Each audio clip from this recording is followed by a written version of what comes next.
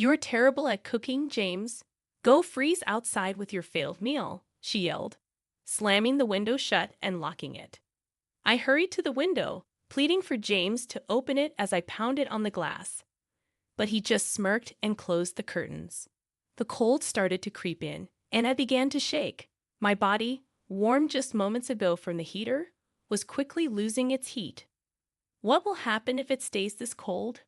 Even my baby inside me. I was about to faint from the freezing cold when someone suddenly reached out to help. "Are you okay?" The next day, I came back home with him. James was outside, freezing naked. I was stunned at the sight, but Liam stepped forward. "Isn't that what you said?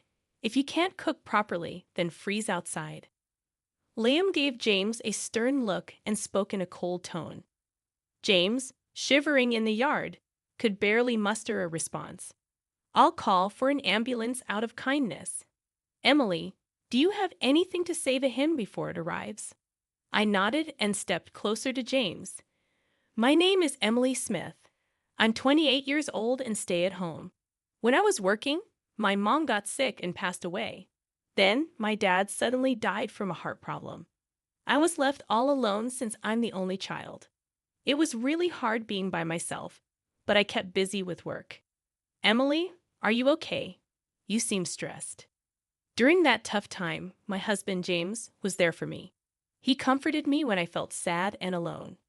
Eventually, we fell in love and got married after dating for a few years. "We're so happy to have such a wonderful woman in our family," my in-laws said. "James, you've brought home a great lady." After our wedding, I moved in with James' family, and we all got along great. "Emily, I saw a new cafe near the train station on TV. Let's check it out sometime," James suggested. "Sure, I'd love to." I especially bonded with my mother-in-law, and we made it a tradition to go out for a meal once a week. I also connected well with my father-in-law, who enjoys cooking, and we've cooked together in the kitchen a few times. "I'm happy you're getting along with my family, but what about my younger brother? He can be a bit of a handful," James asked. "Oh, he's fine. Liam, my brother-in-law, and I don't talk much because he works from home and stays in his room most of the time. But when I showed interest in his work, he explained it to me in detail. So, I've been getting along well with James' family." A few years later, I found out I was pregnant with James' child. Because of how bad my morning sickness was, I decided to quit my job. "I think that's a good call." "Don't overdo it," James agreed. Deciding to quit wasn't just my choice. I talked it over with James' family. Both James and Liam make enough money for us to live comfortably. I also have savings, and with my father-in-law working and my mother-in-law having a part-time job, quitting my job won't cause any issues. "Wow, pregnant women have it easy. No work, no complaints," someone remarked. Lately, James has been complaining about me not working. But during our discussions about me quitting my job, James was actually the one who suggested it first. He said, "You're just freeloading without a job, acting all high and mighty." "Who's acting high and mighty?" "I'm the one who always cleans up after you," I retorted. I've always been competitive, so I wanted to prove James wrong. "If you had a problem, you should have spoken up during our discussions. You were the one who brought it up, right, James? Instead of complaining, focus on your own responsibilities. My parents-in-law agree with me and support my decision." James feels left out. He and Liam don't get along, so Liam never supports James. James looks down on me because I work from home. He doesn't listen to me and doesn't think I'm helpful. Liam whispered this, which is why he doesn't join our conversations. James doesn't like this, and when we're alone, he complains even more. "Just because my family likes you doesn't mean you should act all high and mighty." I'm not acting that way. Everyone is just being reasonable. Even when it's just the two of us, I never used to lose arguments to James. But when the morning sickness started, I lost the energy to argue.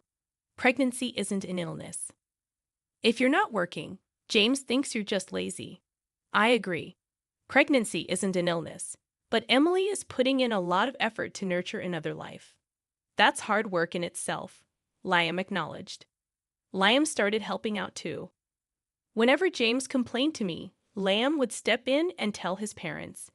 While James got scolded by them, Liam took care of me. At this rate, it's hard to tell who the real father is, I joked, rubbing my belly. With my in-laws keeping an eye on things, I hoped James would eventually change. Until then, I kept trusting him. Oh, James isn't back yet? No, not yet. Suddenly, James started coming home late all the time. He claimed it was because of overtime, but I wasn't sure if that was true. Even on his days off, he'd say he was working late or got called in unexpectedly and wouldn't come home at all. I began to suspect James was cheating, and so did his parents. We tried to gather evidence together, but it was tough to catch him in the act. He always seemed to be at the office, and we couldn't find any evidence of him seeing another woman. Well, we can't really know what's going on inside the company, his parents said. I asked one of his coworkers, but she said everything seemed normal. Hey, Emily, take it easy, she told me. My morning sickness got so bad that I couldn't do any housework. But my father-in-law cooked, my mother-in-law helped with other chores, and Liam pitched in, so everything was okay. You should be ashamed of yourself. Lying around all day, not doing any housework, even though you're a homemaker? Why are you even here? James, who had seen his parents doing chores, woke me up one night just to say that. When I looked upset, Liam replied, "That's rich coming from someone who's not pulling his weight as a husband. Every time you challenge me, even though I'm the eldest. Well, you're not exactly the role model type of brother. You've always been a bit of a know-it-all," Liam retorted. The argument between the brothers escalated, almost turning physical, before their parents stepped in to stop them. After hearing what happened, their parents scolded James, saying, "That's enough. Do whatever you want." "Wait, James, where are you going without talking to me?" James left without a word. "I'm really sorry about that. We'd apologize," their parents said to me in place of James, and the situation calmed down. However, James's behavior has been worsening, and something needs to be done soon. I was at a loss for what to do. Is everything okay? One Saturday, my in-laws had planned a trip for a local event. Despite arranging it beforehand, they were worried about leaving me alone due to James's recent behavior. "I'm concerned about leaving you," my mother-in-law said. "I'll be fine. My morning sickness has eased up a lot," I assured them. They left with concern, and around the same time, Liam had overnight commitments. "I'm sorry for leaving at this time," Liam said. "It's okay, take care," I replied. Not long after they left, Liam also departed. James was unusually at home that day, still asleep. Despite not feeling my best, I decided to get up and do things around the house. I didn't want to risk James's criticism if I stayed idle. Thankfully, my father-in-law had prepared plenty of dishes and stored them in the fridge. I started cleaning and doing laundry, taking it easy on myself. "Hey, breakfast!" James finally woke up close to noon, still looking grumpy with messy hair. He demanded breakfast, and I rolled my eyes, grabbing some leftovers from the fridge. "What's that? Leftovers your dad made you? You can't even cook as a homemaker," James remarked. His comment annoyed me. Why does he say things like this? Doesn't he realize I'm pregnant with his child? There's no excuse for his behavior. Sorry, but right now, my main job is taking care of our baby. Household chores can wait. How dare you talk to your husband like that? James shouted at me, but then Liam barged in, breaking the tension. I could hear them arguing loudly outside. "You stay out of this." James snapped at Liam before storming off to his room, muttering angrily. As expected, James made a racket and then left the house. Liam let out a heavy sigh. "You okay?" Liam asked as he entered the room. "Yeah, what brings you here?" I replied. "I just came to pick up something I forgot," Liam explained, looking at me with concern. I chuckled, noticing how much he resembled his mother. "It's all right, go ahead. Don't worry about me," I assured him. "Okay then, I'll head out," Liam said, hesitating for a moment before leaving. I couldn't help but wonder, Where did the James I first met go? At this rate, it seemed like divorce was inevitable. But I still wanted to remain close to my in-laws. Feeling suddenly drained, I decided to lie down. And before I knew it, I fell into a deep sleep. Emily, time to wake up. James's voice interrupted my sleep. Mim, I mumbled as I sat up. I met James's eyes, expecting him to scold me. However, he gave me a wry smile. I'm sure I'll get an earful from James later, I thought. I wanted to let you sleep, but it's already evening, James said in a surprisingly gentle tone. I was shocked by his kindness. I've prepared dinner, so when you're ready, come join me, he added before leaving the room. I noticed a blanket over me and couldn't help but wonder if James had covered me. I went to the kitchen and found my father-in-law's dishes already warmed up, ready to eat. I'm sorry, Emily, James said sincerely. When I found out we were having a baby, I was thrilled, but then I got overwhelmed and took it out on you. This cake is my way of apologizing. James presented a cake to me. Honestly, this gesture couldn't erase all the past hurts, but his genuine apology warmed my heart. For now, I decided to forgive him and enjoy our meal together. Look, it's snowing, James exclaimed excitedly. Oh, you're right. Let's go see, I replied, following him to the window. The sight of the snow falling against the night sky was beautiful. Since I came from a place where it rarely snowed, this was a special moment for me. Without hesitation, I moved closer to the window. Let's open it, James suggested. But it'll be cold, I protested. Just put on a jacket. He insisted as he draped one over me and opened the window, letting in the chilly wind. As I braced myself against the cold, James hugged me. Suddenly, I found myself outside, and when I turned around, I saw James grinning mischievously.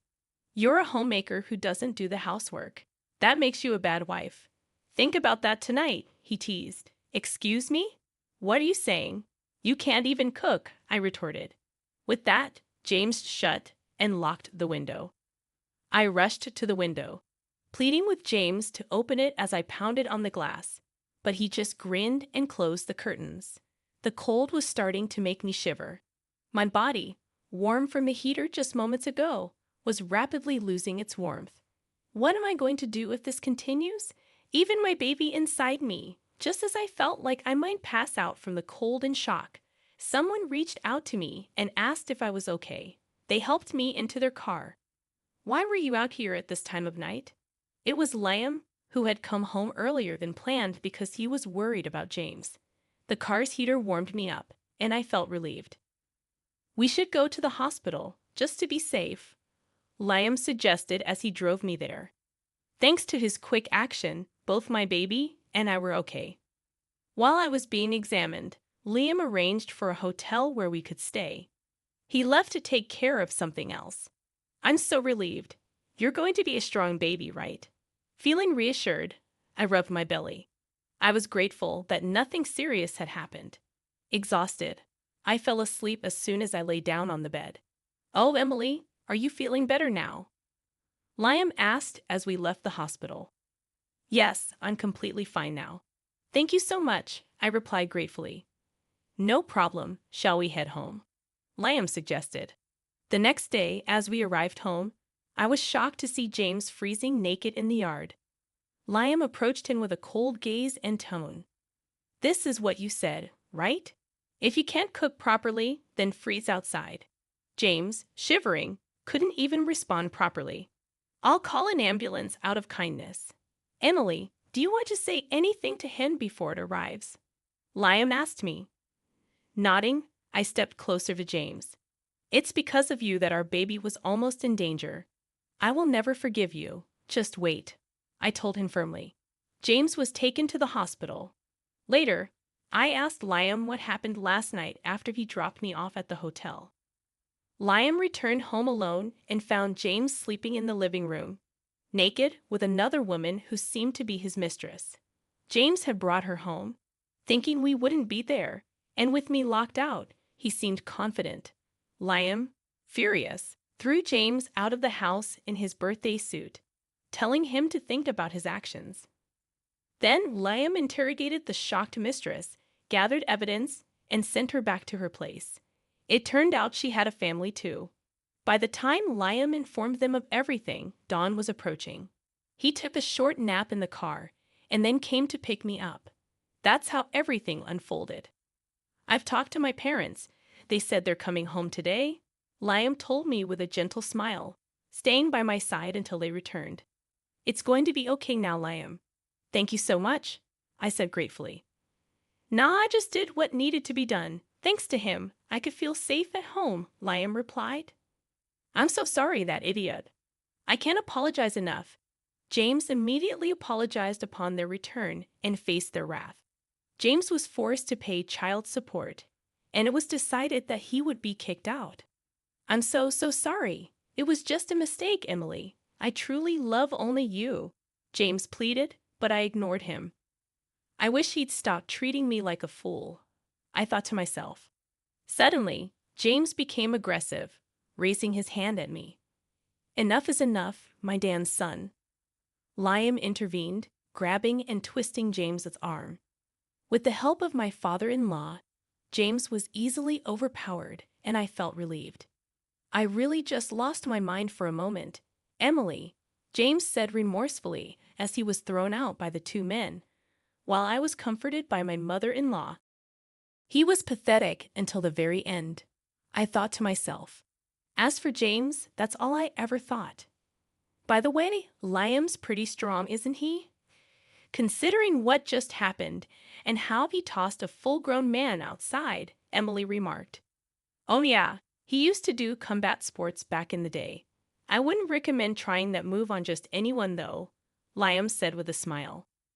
Emily felt the flutter in her heart at his smile, and her mother-in-law laughed upon noticing. With such good looks and strength, it's surprising he doesn't have a girlfriend, her mother-in-law teased. Liam bashfully looked away, which Emily found endearing. From then on, Emily decided to stay and be cared for in her in-laws' home since she had no other family or reliable person to turn to. If you'd allow, I'd love to hold your baby, her mother-in-law said. Of course, anytime, Emily replied. Right now, the four of us are eagerly awaiting the birth of my precious baby, Emily thought to herself. Talking to Liam, Emily found out that James the Fair was with a junior from his office. No wonder she wouldn't spill the beans when asked, Emily thought. The two of them were sneaking around and getting cozy at various spots. Once I reported it to the junior's husband, he did a thorough investigation. With that evidence, my divorce process went smoothly. Both of them got fired for fooling around during work hours and for claiming their dates as business expenses, Emily recounted. Thank you for all the help, Emily said to Liam. Well, it's only natural to want to help someone you love, right? Liam replied, his face turning beet red. Wait, what? Emily was surprised, and both of them blushed. Then Emily found out that Liam had feelings for her for a long time. I always thought I should hide these feelings, Liam confessed. I never imagined he felt that way about me, Emily thought. Honestly, I'm not ready to be in a relationship like that right now, Emily said. I understand, but if you can wait a bit, I want to explore these feelings, Liam said. Emily smiled, and Liam smiled back happily. I'm going to do everything I can to make you see how much I care, Liam declared. Okay, I'll be ready for that, Emily replied. Liam's parents overheard their conversation during dinner, which was really delicious. Looks like Liam has a girlfriend now, his mother teased. Liam blushed and responded playfully. Both his father and I laughed at that, Emily remembered. Afterwards, I gave birth to our lovely daughter right on time, Emily proudly shared. She's so cute. Congratulations. She looks just like Emily, adorable, Liam's parents said. I don't want to let her go, Liam said happily, embracing his role as a father. Years later, I happily married Liam again, and our daughter calls him Daddy. Liam adores her. Emily remembered fondly. I think our next child will be a boy, Liam guessed. Yeah, that would be cool if he's like me. But having a boy who looks like you would be awesome too, Liam added. I'm pregnant with our second child now. Our daughter is thrilled about becoming a big sister, Emily said happily. We're all thinking of names together. It seems like our daughter's suggestion might win, Emily laughed. I'm going to make Emily our daughter and the new baby happy, Liam promised. Don't forget about yourself in that promise, Emily said with a smile. We're planning to live happily ever after, all 6 of us together, having fun and getting along. That's our plan, Emily concluded. We can't wait to go out together as a family once the new baby arrives.